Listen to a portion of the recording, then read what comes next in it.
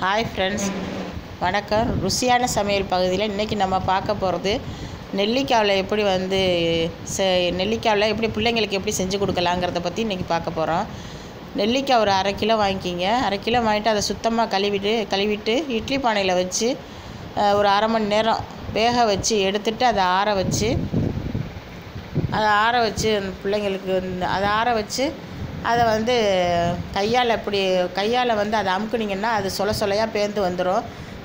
அதை எடுத்து வச்சுக்கிட்டு ஒரு 1/2 கிலோ ஜீனி எடுத்து, ஜீனி பாவு ஒரு 1/2 டம்ளர் தண்ணியை ஊற்றி ஜீனி பாவு கெட்டியாக கம்பி பதத்துக்கு வர்ற மாதிரி காய்ச்சிக்கிட்டு அதில் இந்த நெல்லிக்காய் சொலைகளை எடுத்து போட்டு கிளறி ஒரு நாள் வீட்டில் வச்சுட்டு மறுநாள் வெயிலில் எடுத்து ஒரு 4 நாள் காய வச்சுட்டு குழந்தைங்களுக்கு எடுத்து காய வச்சு நல்லா காய்ஞ்ச பிற்பாடு குழந்தைங்களுக்கு எடுத்து கொடுத்தோம்னா அது நல்லா ருசியாக டேஸ்ட்டாக இருக்கும். இது குழந்தைங்க விரும்பி சாப்பிடும்.